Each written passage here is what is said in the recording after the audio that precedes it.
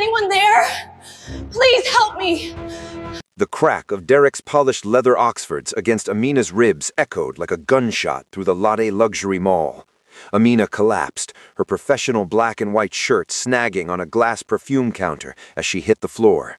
The low bun she'd neatly pinned that morning unraveled, dark strands of hair splaying across the cold, white marble. For a heartbeat, the air in the atrium seemed to freeze. Amina looked up, her breath hitching in a mask of genuine shock and fear at the man looming over her with cold, detached arrogance. Derek Collins, tall, athletic, and encased in a tailored black slim-fit suit that screamed corporate muscle, looked down at her as if she were a stain on the floor. "Stay down in the gutter where you belong, Amina," Derek sneered, his groomed beard twitching with contempt. "You always were a bottom feeder." Derek had no idea. He was still looking at the poor ex who had once recoiled in a car with nothing but a prayer, the woman he had abandoned while she was carrying a child he didn't want, the woman who had watched her world crumble into ash. He didn't see the woman who had risen from those ruins. Underneath her professional trousers, the tops of a heavy gold signet ring, a dragon's crest, was tucked safely in her pocket. He didn't know about the armored motorcade idling in the VIP garage, with a rugged, charcoal-suited man she had shared a breakfast of silk and steel with just hours ago. Derek thought he was the enforcer, the corporate muscle with professional precision. He had no idea that in exactly 5 minutes, the shadow of soul, Kang Min-jae, a man whose stillness was more terrifying than any shout, would walk through those doors. Derek Collins had just delivered a calculated act of violence to the only thing in this world Min-jae valued more than his throne. And Derek was about to find out that while he played at being muscle, he had just invited a monster to his doorstep. The floor-to-ceiling windows of the Gangnam penthouse acted as a silent witness to a transition of power every morning. As the sun crawled over the jagged Seoul skyline, Amina stood by the glass, her reflection ghosting over the high-rises. In this light, she was no longer the woman who had spent nights huddled in a rusted sedan, counting pennies for a loaf of bread. She was wrapped in silk the color of midnight, the weight of a heavy diamond pendant resting against her collarbone, a constant reminder that the world could no longer touch her without permission. A heavy, familiar warmth settled against her back. Kang Min-jae didn't move like a man who owned half the city's shadows. He moved like the tide, inevitable and rhythmic. His large, calloused hands slid around her waist, the stark contrast of his skin against her deep complexion, a visual vow of protection. Even through his thin silk robe, she could feel the heat radiating from the intricate irasumi tattoos that mapped his history. Tigers prowled across his shoulders, their ink claws disappearing beneath his collar, while lotus flowers bloomed over his ribs, marking the places where he had survived the blades of his enemies. "You're thinking about the past again," Min-jae murmured, his voice a low, gravelly vibration that settled in her chest. He turned her slowly in his arms, his thumb tracing the line of her jaw, with a reverence that felt almost sacred. In the underworld, this man was a monolith of stone and ice, a king who decided fates with a weary nod of his head. But here, in the sanctuary they had built on the 34th floor, he was the man who noticed the slight tremor in her hands when the wind blew too hard against the glass. Amina looked up into his rugged face. A faint scar bisected his left eyebrow, a jagged souvenir from a life she only saw in the headlines, yet his dark eyes held nothing but a terrifying, absolute devotion. "Sometimes I wake up and expect the floor to be cold. I expect to find my bank account empty and the door locked from the outside." Min-jae's jaw tightened, the only sign of the dormant beast beneath the surface. He reached out, his heavy gold signet ring catching the morning light as he tucked a stray lock of her hair behind her ear.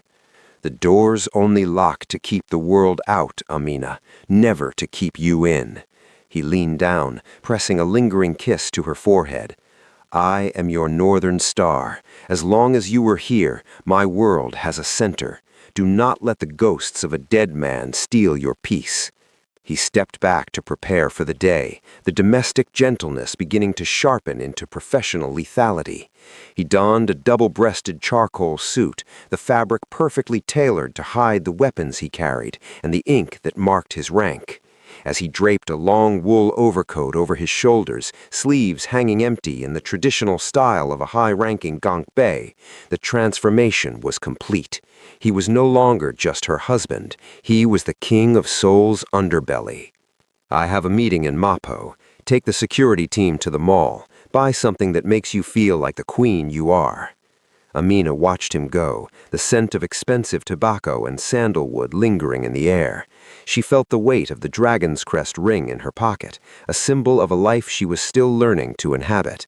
She believed him when he said the ghosts were dead, but as she prepared to leave for the Lotte Luxury Mall, she had no idea that one of those ghosts was already waiting in the lobby, ready to test the strength of the dragon's protection.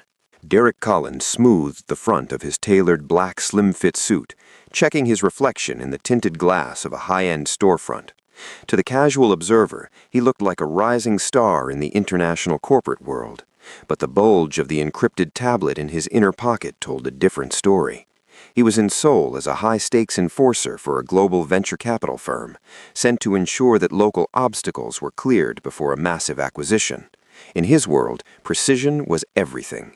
He carried himself with the athletic grace of a man who spent as much time in the gym as he did in boardrooms, his short-cropped hair and groomed beard maintained with the same clinical perfection he applied to his contracts.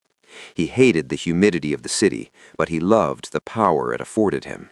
Walking through the Lotte Luxury Mall, he felt like a predator in a gilded cage. He relished the way the local staff bowed as he passed, intimidated by his height and the unmistakable aura of corporate muscle that radiated from his cold, detached expression. He was a man who moved pieces on a chessboard, someone who had long ago traded his conscience for a black silk tie and a six-figure expense account. To Derek, people were either assets or liabilities, and he had made a career out of liquidating the latter without a second thought. His mind was focused on the technicalities of his upcoming meeting until a flash of familiar movement near a designer boutique caught his eye. He stopped mid-stride, his eyes narrowing as he scanned the crowd. At first, he thought it was a trick of the light, a phantom of a past he had worked hard to bury beneath layers of luxury. But as the crowd parted, he saw her clearly. Amina. His lip curled into a reflexive sneer of pure contempt. Even after 3 years, the sight of her triggered a sense of irritation. He remembered her exactly as he had left her, pathetic, weeping, and desperate. In his mind, she was still the girl who had clung to his knees in that rain-slicked driveway, begging him for the rent money he had already gambled away. She was the woman who cried about a future and a family, when all he had seen was an anchor dragging him down into the depths of a mediocre life. He had discarded her like a piece of faulty equipment, taking every cent of her savings as a severance package for the time he'd wasted on her. He watched her for a moment, noted her professional black and white striped shirt and the way her hair was pulled back into a tight, sensible bun. She was carrying herself with a strange, quiet dignity that offended his very soul. She looked stable. She looked like she belonged in this temple of excess. The audacity of it burned in his throat. In Derek's world, people like Amina didn't get second chances. They stayed in the gutter where he had placed them. He assumed she was likely a glorified clerk or a personal shopper for someone actually important, playing dress-up in a world she couldn't afford. A calculated cruelty began to simmer in his chest. He didn't just want to ignore her, he wanted to remind her of her place. He wanted to see that mask of stability shatter and watch the bottom feeder recoil in the presence of the man who had broken her once before. He adjusted his silk tie, his expression hardening into a mask of professional malice. He began to walk toward her, his polished shoes clicking rhythmically against the marble, a predator moving in for a kill he considered long overdue. Derek Collins was about to remind Amina Johnson that no matter how much she tried to hide it, she would always be the girl who owed him her life. The air in the Lotte Luxury Mall felt thinner as Derek closed the distance, his predatory stride eating up the polished marble. Amina was standing near a display of crystal-encrusted clutches, her eyes scanning a list on her phone, oblivious to the storm approaching from her periphery. She looked composed, her black and white striped shirt tucked perfectly into tailored trousers, but as Derek's shadow fell over her, that composure didn't just slip, it vanished. She turned, and for a second, the 3 years of healing were stripped away, leaving her as raw and terrified as the day he had locked her out of their shared life. "Still playing dress-up, I see?" Derek's voice drawled, slicing through the ambient hum of the mall's Christmas music.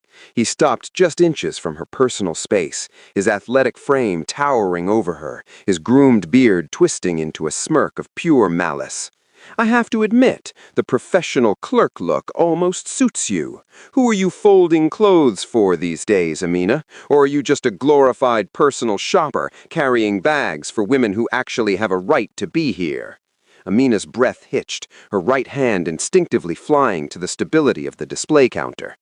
"Derek," she whispered, the name tasting like ash. "What are you doing here?"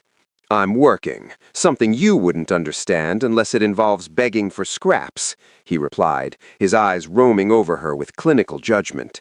He reached out, his fingers flicking the fabric of her sleeve with a sneer.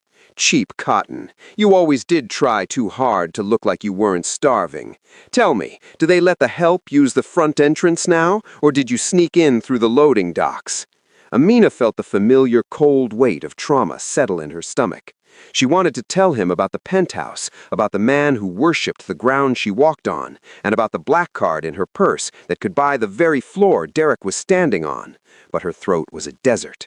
The power imbalance Derek had cultivated for years was a physical force, pinning her against the glass. "I don't want any trouble, Derek. Just let me go." "Let you go?" Derek laughed, a harsh metallic sound. "You were always so dramatic, always the victim, crying about a baby that was nothing but a burden, crying about money you weren't smart enough to keep." He stepped closer, his athletic build tensing. The calculated detachment in his eyes shifted into something sharper, a need to re-establish the hierarchy he felt she was defying just by standing tall.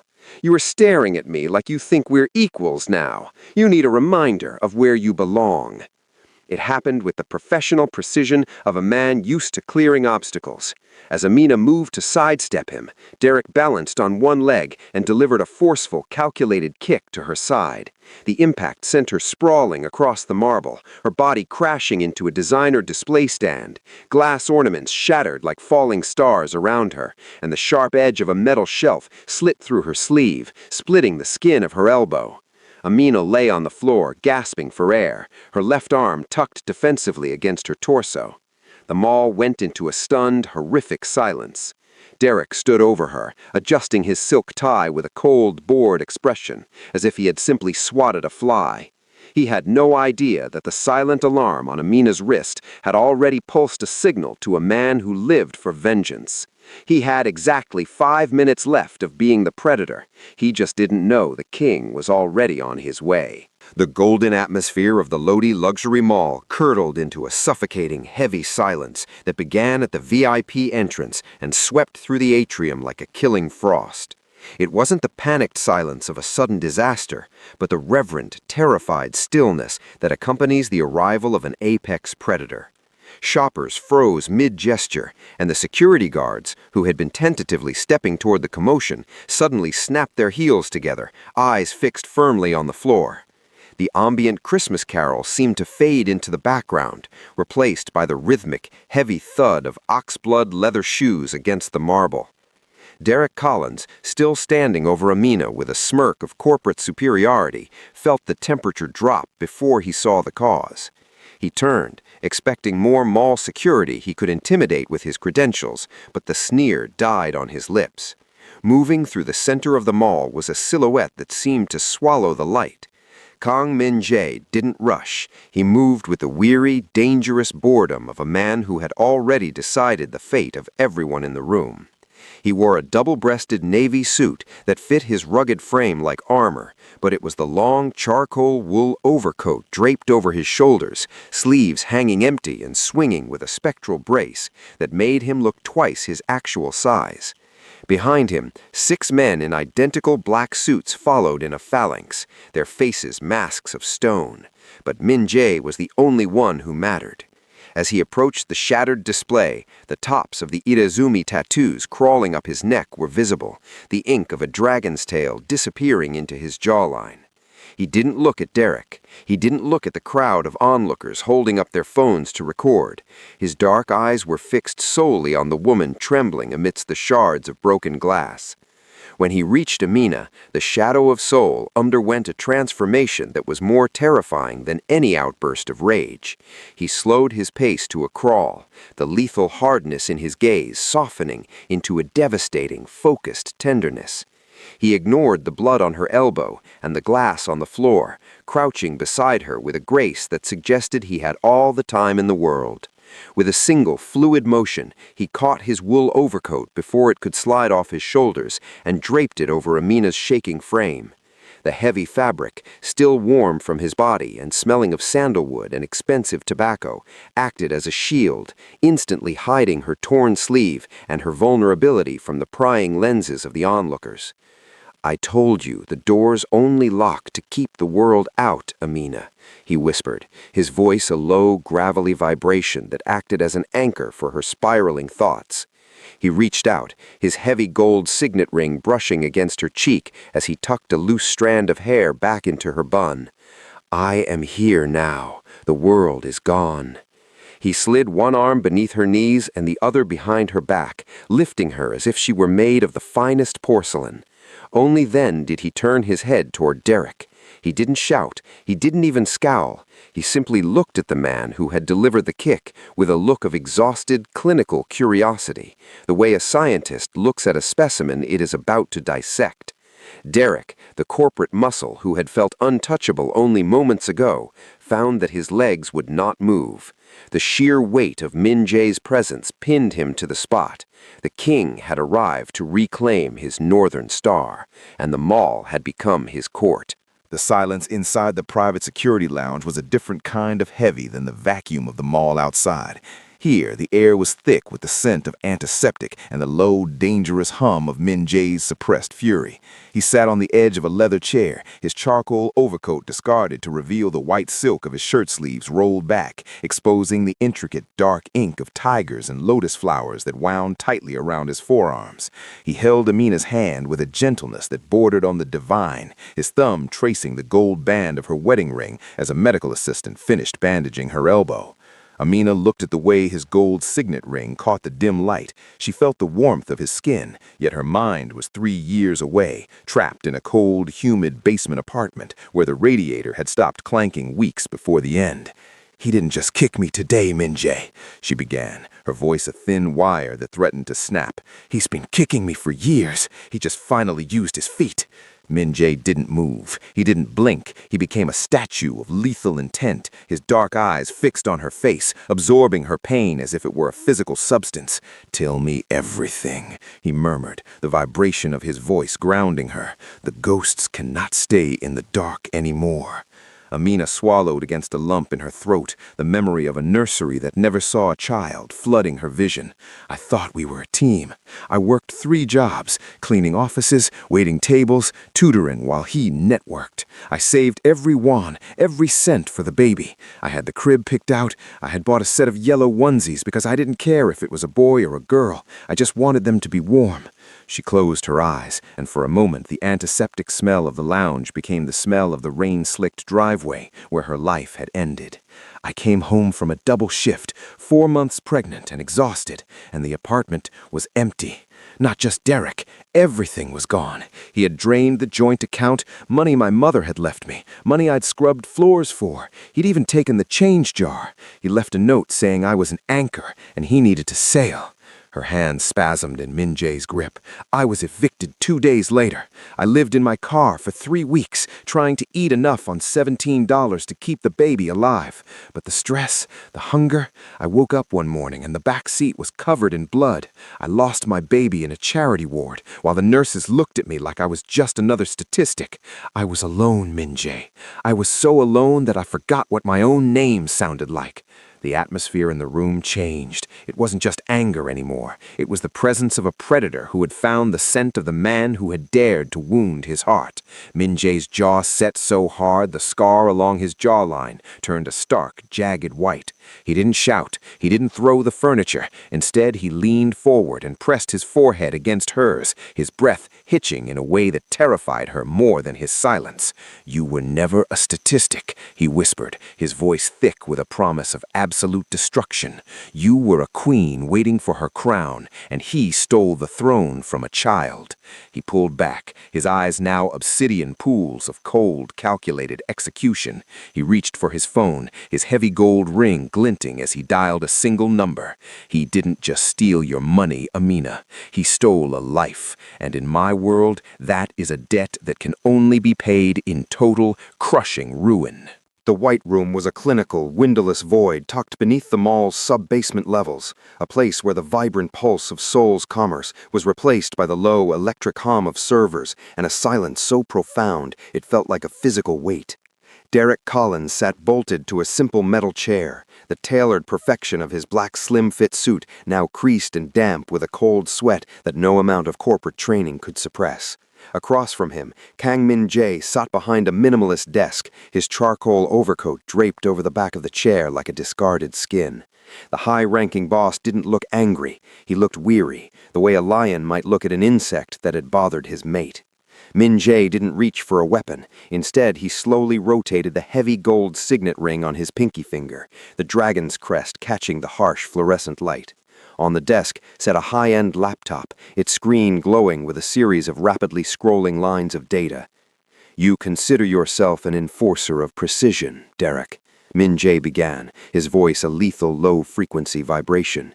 "You believe that your pedigree and your suit make you a man of consequence. But in my world, consequence is not something you wear, it is something you earn." Min Jae tapped a single key.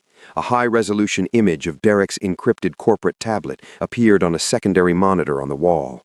"This morning, you were worth $4 million in vested stock, a six-figure salary, and a reputation for being corporate muscle. You thought you were clearing obstacles for your firm." Min Jae's expression remained carved from stone as his finger hovered over the trackpad. "Now look at the screen." Derek's breath hitched as a series of red bars began to swallow the blue data. "What are you doing? You can't just access." "I own the wires you use to communicate, the banks that hold your breath, and the men who signed your contract," Min Jae said, his tone as flat as a dial tone. "As of 30 seconds ago, your firm received an anonymous package. It contains the forensic data of the accounts you drained 3 years ago, the falsified expense reports from your current project, and a detailed list of the rival entities you've been selling information to behind your employer's back." On the wall monitor, a notification popped up. A formal termination notice from Derek's venture capital firm, followed immediately by a freeze order on his personal assets. Derek watched, trembling as the digital counter representing his net worth plummeted towards zero. The athletic confidence that had defined his posture at the mall vanished, replaced by a hollow, frantic gasping. "The money you stole from Amina has been returned to her with 500% interest, pulled directly from your offshore holdings before the freeze was finalized," Min Jae said, finally looking Derek in the eye. The boss slowly stood up, the tops of his lotus tattoos visible above his collar. He didn't move to strike him. The violence was already done. He leaned over the desk, his presence so massive it seemed to suck the oxygen from the small room. "By the time the police realize I've canceled the warrant for your arrest, you will be a ghost. No firm will hire you. No bank will lend to you. Your father has already been notified of your professional failures. You are no longer an enforcer, Derek. You are exactly what you tried to make my wife, a liability with nothing to his name." Min Jae closed the laptop with a soft, final click. "In 5 minutes, my men will dump you in an alley. You will have a cheap phone with no service and $17 in your pocket. I suggest you spend it wisely. It is the last bit of mercy you will ever receive from this city." By the time the sun began to dip behind the glass spires of the city, the digital landscape of Seoul had undergone a seismic shift. In the age of instant viral justice, a narrative can be rewritten in the time it takes to refresh a feed, and Min Jae's media assets worked with the surgical efficiency of a cartel hit. The high-resolution security footage from the Lotte luxury mall didn't just leak, it exploded onto every major news platform and social media thread under the trending tag, the Lotte Shadow.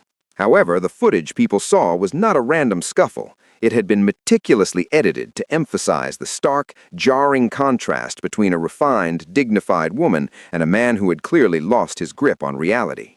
The video opened with Amina standing in the boutique, her posture regal and her expression focused, the picture of a professional woman of high standing. Then the frame shifted to Derek.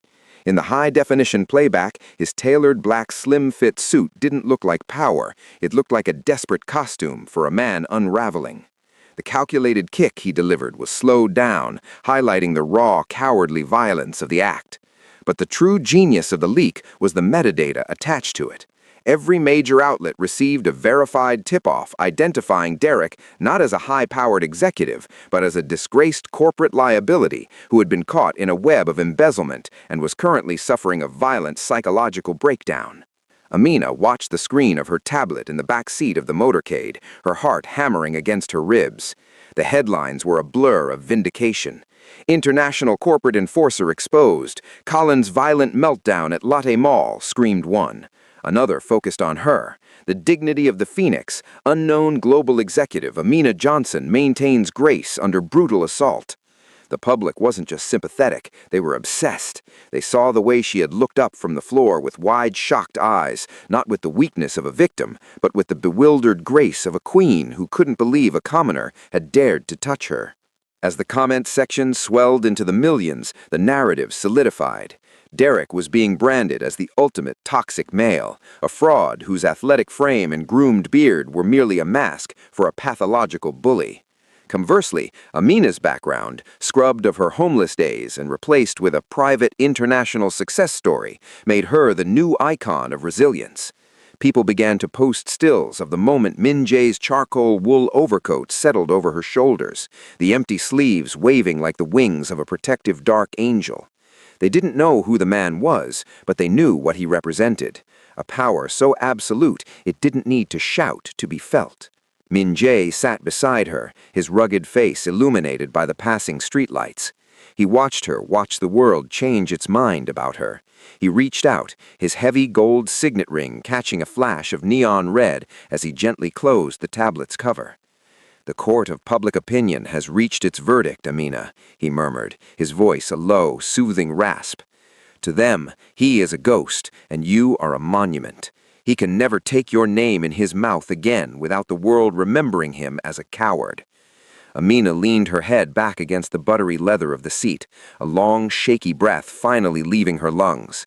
For the first time in 3 years, she didn't feel like she was hiding. The public unmasking had stripped Derek of his only weapon, his perceived importance. He was no longer the man who had stolen her future. He was a viral warning, a disgraced footnote in a story he no longer controlled.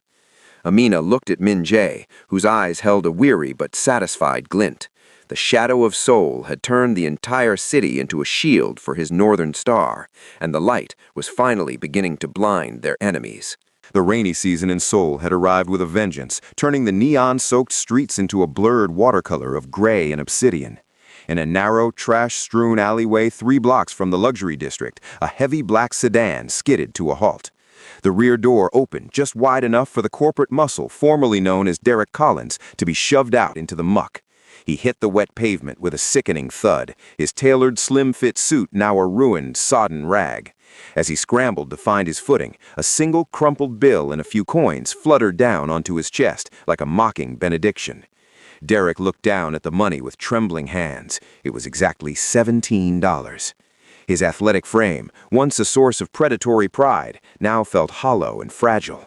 He looked up just in time to see the sedan's taillights vanish, replaced by the imposing silhouette of a secondary motorcade, pulling slowly to the curb at the mouth of the alley. The lead vehicle, a matte black armored SUV, hummed with the quiet power of a dormant volcano. Behind its tinted bulletproof glass, Amina sat in the plush silence of the back seat. The heavy charcoal wool overcoat Min Jae had draped over her at the mall was still settled around her shoulders, its warmth a physical barrier against the cold reality Derek now inhabited. Through the darkened window, Amina watched the man who had once been the architect of her despair. He looked small. Without the high-end office, the expense accounts, and the borrowed status of his firm, Derek Collins was nothing more than a terrified man clutching $17 in a rainstorm. She remembered the morning she had sat in her rusted car, staring at that exact amount, feeling the life inside her fade because she couldn't afford to keep it. She had thought that amount was a death sentence. Now, seeing it in Derek's hand, she realized it was simply a mirror. Beside her, Min Jae remained a statue of rugged, tattooed lethalness. He didn't look at the alley. His focus was entirely on Amina, his dark eyes searching her face for any trace of the old pain. He reached out, his heavy gold signet ring brushing against her hand as he interlaced their fingers. The weight of his hand was a promise that the cycle of poverty and violence had been permanently broken. "Do you want to speak to him?" Min Jae asked, his voice a low, gravelly rasp that barely disturbed the silence of the cabin. Amina shook her head slowly. She realized she had nothing left to say. To speak to him would be to acknowledge that he still existed in her world. But as she watched Derek struggle to stand, his polished shoes slipping in the grime, she felt a profound sense of detachment. The ghost that had haunted her for 3 years had finally lost its voice. The trauma hadn't vanished, but the weight of it, the crushing, suffocating gravity of Derek's influence, had finally lifted. "No," Amina whispered, her voice steady and clear. "He's just a stranger now." Min Jae nodded to the driver. The motorcade began to move, the tires of the armored vehicles splashing through the puddles, spraying a fine mist over the man in the alley.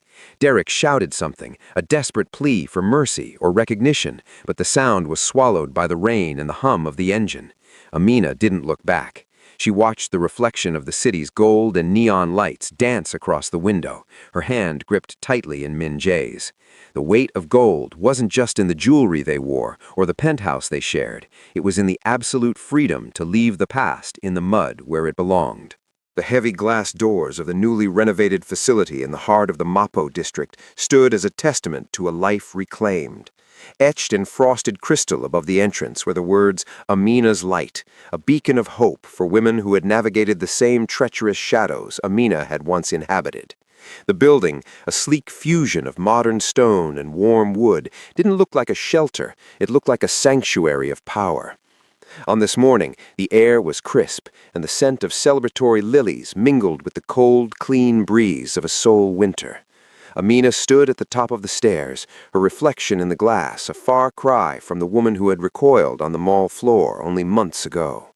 She wore a sharp, custom-tailored emerald green power suit that complemented her deep complexion, the structured shoulders giving her a silhouette of unshakable authority. Her hair was no longer pulled back in a defensive bun. It cascaded in soft, voluminous waves, and around her neck hung a delicate gold chain with a phoenix pendant, its eyes made of tiny burning rubies. Beside her, Kang Min-jae was a pillar of rugged, silent support. He wore a double-breasted navy suit, his long wool overcoat draped over his shoulders in his signature style. As he checked his gold watch, the tops of the Irizumi dragons on his neck were visible, signaling to every politician and journalist in the crowd that this center was under the personal protection of the city's underground king. "Are you ready?" Min Jae murmured, his voice a low, gravelly vibration that only she could hear. He reached out, his heavy gold signet ring catching the sunlight as he briefly squeezed her hand.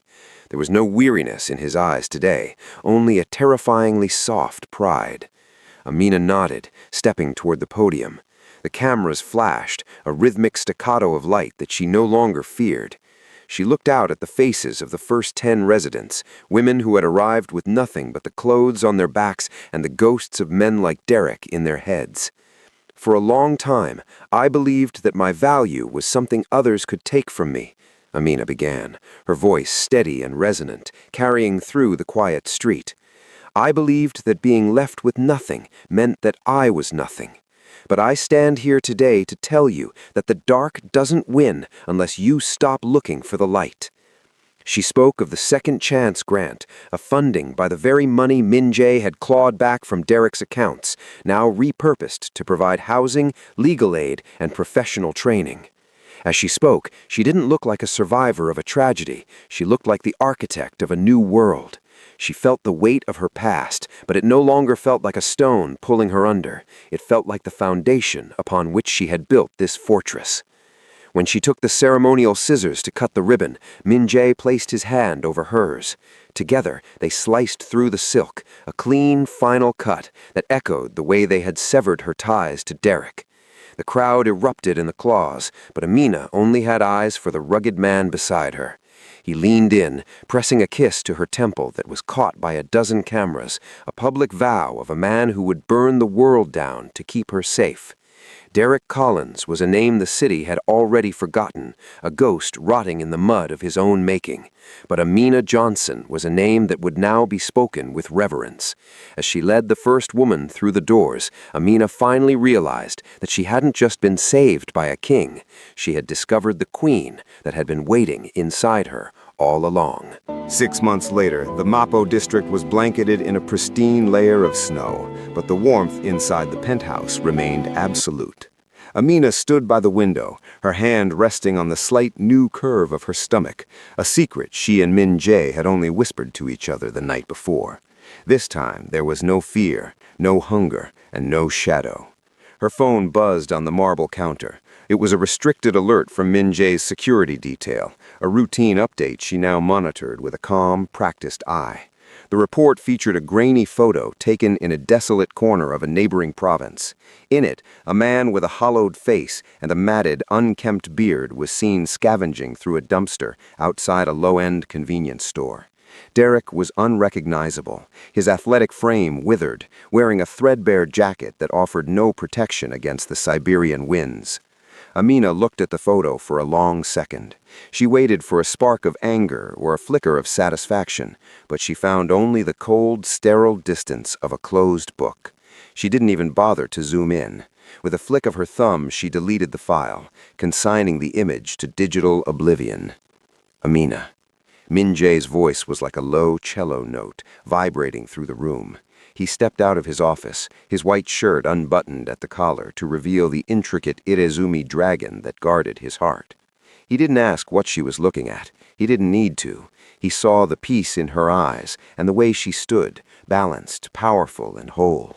He crossed the room and pulled her into his arms, his heavy gold signet ring cool against her skin as he cupped her face. He leaned down, his forehead resting against hers in their silent ritual of devotion. "The past is a graveyard, my northern star," he whispered, his eyes dark with an infinite protective love. "And we do not live among the dead." Amina smiled, pressing her hand over his. Outside, the city of Seoul glittered like a sea of diamonds, a kingdom they had conquered not through fear, but through the resilience of a love that had risen from the ashes. The dragon and the phoenix were no longer just survivors. They were the architects of a legacy that would never be broken again.